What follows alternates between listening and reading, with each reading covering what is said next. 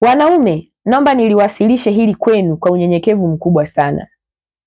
Nimekuwa nikiona shida kwa baadhi ya wanaume, hasa baada ya wanawake kuona usaliti na namna ambavyo wanareact, namna ambavyo wanaongea, namna ambavyo wanapiga kelele.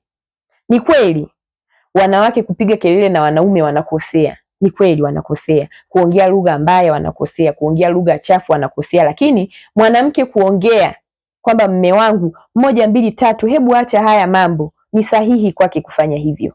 Kumbuka, kulinda ndoa ni kazi ya mwanamke.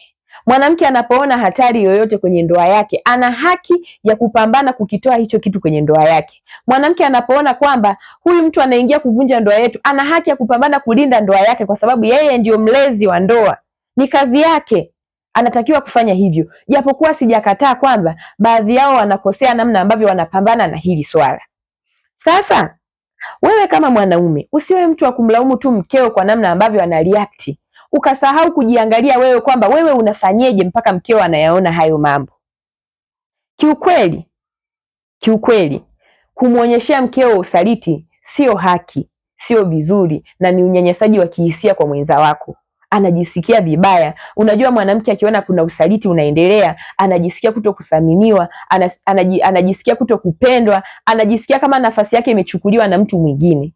Kwa sababu wengi huwa hawaelewi kwamba nyinyi wanaume mnafanya kwa tamaa. Lakini ikifika wakati huyo mwanamke akaanza kuingia sana, akachukua nafasi kubwa kwenye maisha yako, ndivyo mwanamke atakavyokuwa anazidi kupambana kwa nguvu kumtoa huyo mwanamke. Wakati mwingine mimi nakwambia mwanaume, lielewe hili kwamba litatokea tu.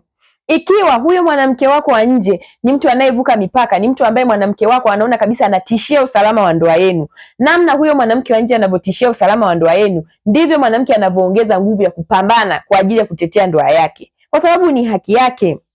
Mimi wakati mwingine nitakwambia wewe kama mwanaume, mwache mke wako alalamike anapoona kuna kitu ambacho hakieleweki, anapoona kuna usaliti.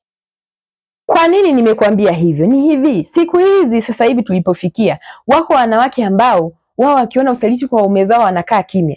Lakini sio kwamba wanakaa kimya kwamba wana hekima. Kwa sababu wanaume wengi huwa wanapenda wanawake wawe wakimya wakihisi kwamba hiyo ni hekima. Lakini kwa bahati mbaya, sasa hivi kuna wanawake ambao wanakaa kimya kwa sababu na wao wana michepuko yao. Sijui kama unanielewa. Kwa hiyo mke wako anavyokuwa anakwambia, mme wangu, kwa nini huyo mwanamke hutaki kumwacha? Mme wangu, kwa nini haya mambo hutaki kuyaacha? Maana yake anakutegemea wewe tu. Hana mtu mwingine ambaye pengine anaweza kwenda kuwa na mahusiano naye. Lakini hao wanaonyamaza, asilimia kubwa wengine wanakuwa na watu huko nje. Ndiyo, zipo tekniki ambazo wanawake huwa wanatumia kuwatuliza wanaume zao, hasa za kunyamaza, lakini kuna ukimya ambao huwa unaendelea kwenye maisha ya wanawake, sio wa kawaida.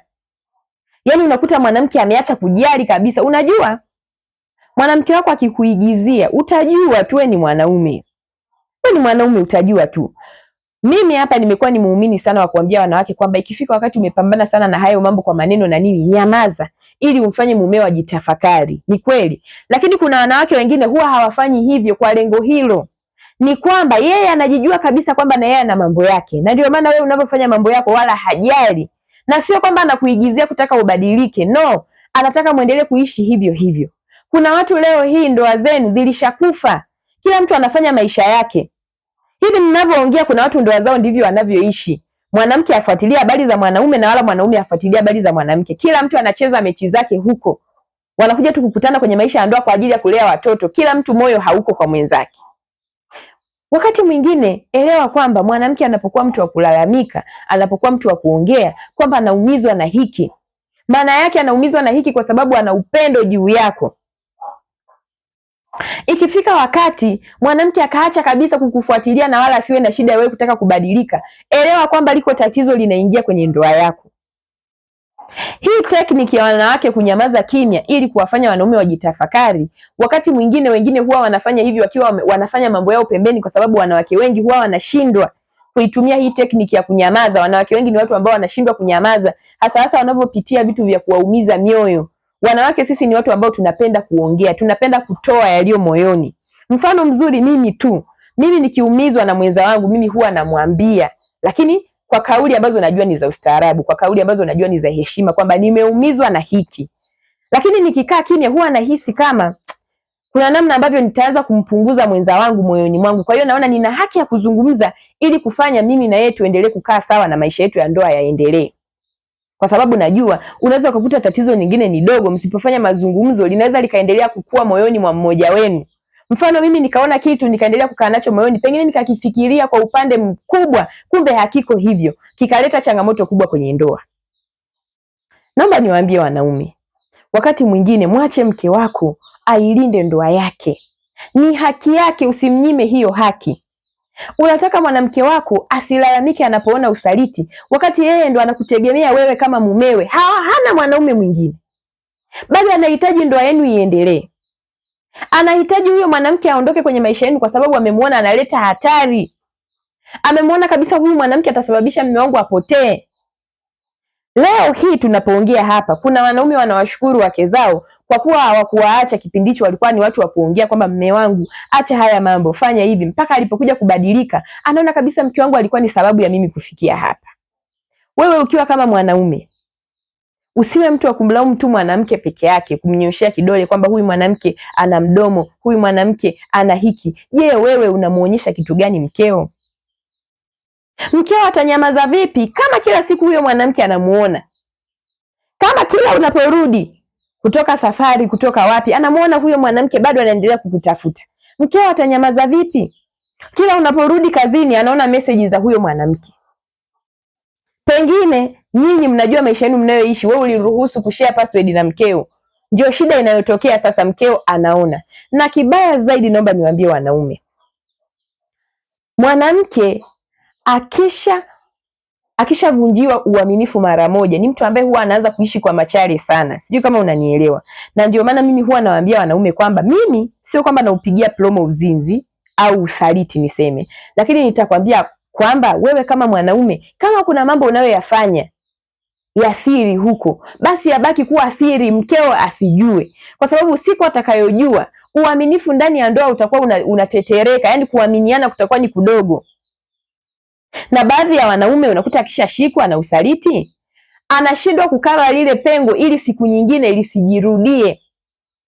Unapoanza kufanya usaliti uonekane mara kwa mara, ndivyo unavyomkomaza mkeo kuwa sugu wa kukufuatilia wewe, kwa sababu anahisi hata kukiwa kimya kwamba kipo kitu kimejificha kwako, kwa sababu mara kwa mara amekuwa akipitia hiyo changamoto. Lakini vipi mwanamke wako akikufumania mara moja, baada ya hapo kila anapoangalia asione kitu, kila anapoangalia asione kitu? Wakati mwingine hiyo ndio namna ya mwanamke kuacha kukufuatilia. Ataacha kabisa kukufuatilia, kwa sababu atajua kwamba lile lilijitokeza kwa bahati mbaya. Ni kweli mwanaume wangu aliteleza, maisha mengine yataendelea. Lakini kitu kinachomfanya mwanamke anaumia sana na anakuwa mtu wa kupeleleza sana, unakuta ameona leo, aliona lini, akaona lini, kila wakati anaona hilo jambo linarudi kwenye maisha yake. Kila wakati anauona huo usaliti. Kwa hiyo inamfanya yeye kuto kuhisi kama ndoa yake inaweza kuwa na wema. Yeye wakati wote anahisi kwamba ndoa yangu ina usaliti, hata asipouona anahisi tu utakuwepo, ni vile sijaushtukia. Sijui kama unanielewa. Wanaume, niwaombe kwa unyenyekevu mkubwa sana, mwanamke wako wakati mwingine muelewe anapolalamika kwamba mme wangu hiki na hiki, hiki na hiki kinaniumiza mwenzio. Ni haki yake. Usiseme tu kwamba huyu mwanamke ana kelele, huyu mwanamke anaongea sana, huyu mwanamke anafanya nini, wakati unajua kabisa kwamba ana sababu ya kufanya hivyo. Unajua baadhi ya wanaume huwa mnafikiri kwamba mwanamke mwenye kelele ni yule anayepigia kelele anapoona tatizo. Wewe unakuta unamjua kila siku mkeo, yeye ni mkimya, anakuheshimu, anakunyenyekea, anakutii, lakini anaanza kucharuka baada ya kuwa ameona kuna kitu kinaingia kwenye ndoa yake, baada ya kuwa ameona kuna mwanamke anaingia kwenye ndoa yake. Elewa kwamba sio kwamba mkeo ni mtu mwenye kelele, lakini kwa sasa hivi amevaa silaha kwa ajili ya kuilinda ndoa yake, na kwa sababu hiyo kiasili ni kazi ya mwanamke. Hatuwezi kusema kwamba wanawake ni watu ambao wanatakiwa kulinda ndoa wakati wa mema tu. Hata wakati wa mabaya lazima mwanamke ailinde ndoa yake. Kwa hiyo mwanamke anapoona viashiria vya usaliti au anapoona mtu anaingilia ndoa yake na anaona kabisa hii ndoa yetu inaweza ikavunjwa na huyu mtu, ana haki ya kupambana. Ana haki ya kukwambia mme wangu huku unapotea.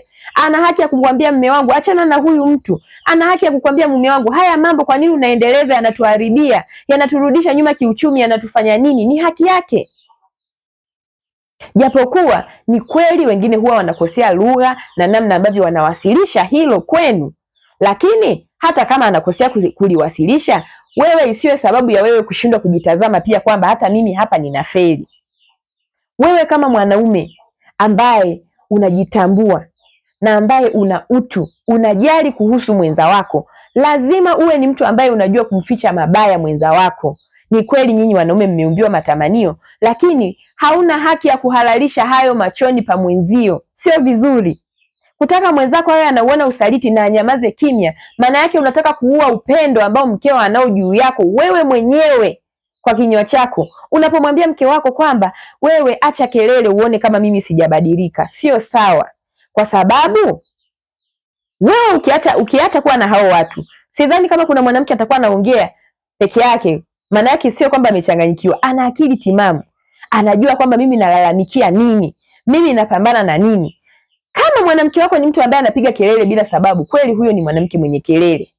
Lakini mwanamke anayeongea kuhusiana na kuona hatari inaingia kwenye ndoa yake, tusimweke kwenye kundi hili jamani, tutakuwa tumtendei haki, kwa sababu yeye anapambana kuhakikisha ndoa yake inakaa sawa. Tusing'ang'anie ukimya ambao unazaa madhara mengine ndani ya ndoa zetu. Unataka mkeo awe kimya, kumbe kwa bahati mbaya mkeo hilo haliwezi.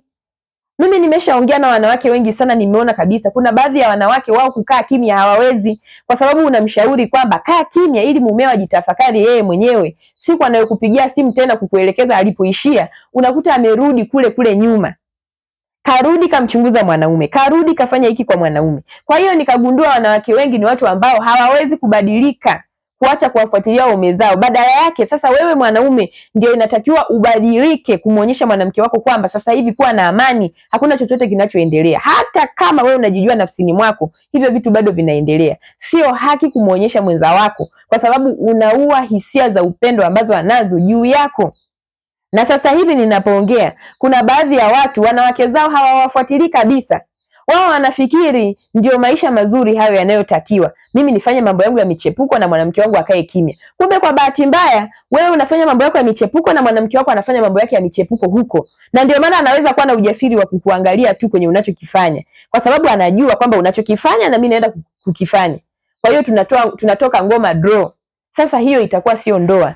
Ndoa nzuri ni ile ambayo ina mazungumzo. Nyakati ambazo zinajitokeza changamoto, mwanamke asimame, aseme mume wangu hiki kinachoendelea sio vizuri, mume wangu badilika kwenye hili, mume wangu kwa nini huyu mwanamke, mume wangu kwa nini hivi. Ni haki yake, tusikatae kwamba sio haki yake. Tusiseme tu kwamba huyu mwanamke ana kelele. Tukumbuke tulishakubaliana kabisa kwamba kulinda ndoa ni kazi ya mwanamke, kumlinda mume asipotelee huko nje ni kazi ya mwanamke. Kwa hiyo ni kweli wanakosea namna ambavyo wanapambana na hii changamoto, lakini wana haki ya kufanya hilo.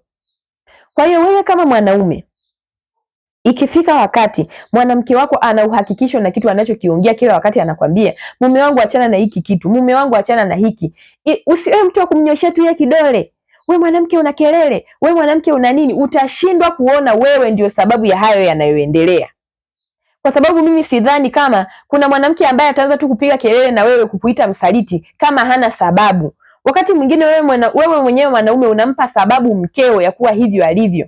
Unampa sababu mkeo ya kuwa mtu wa kukupeleleza sana. Unampa sababu mkeo ya kuwa mtu mwenye mashaka na wewe, kwa sababu wewe mwenyewe hutaki kujijengea uaminifu mbele ya macho ya mke wako.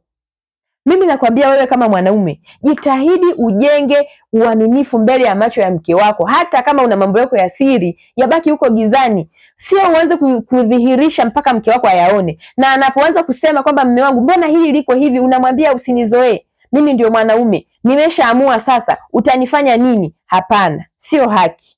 Sio haki. Hapo inatakiwa wewe kama mwanaume ukae chini uelewe kwamba mke wangu analalamika kitu gani. Je, hiki kitu ana haki ya kulalamika au hana haki? Haki ya kulinda ndoa lazima ujue ni ya mke. Lazima alinde, lazima apambane akiona kuna changamoto inaingia ndani ya ndoa. Kwa hiyo wanaume, Naombeni sana hili mlielewe, kwa sababu mimi nimesha experience wanawake wengi tofauti tofauti. Wanakuwa ni watu ambao hawawezi kunyamaza baada ya kuona usaliti, baada ya kuona kuna viashiria vya uvunjifu wa uaminifu kwenye ndoa zao. Kwa hiyo wanawake wanakuwa ni wapelelezi, wanawake wanakuwa ni wachunguzi, wanawake wanakuwa wana paniki, wanawake wanakuwa wanaongea sana, wanakuwa na kelele.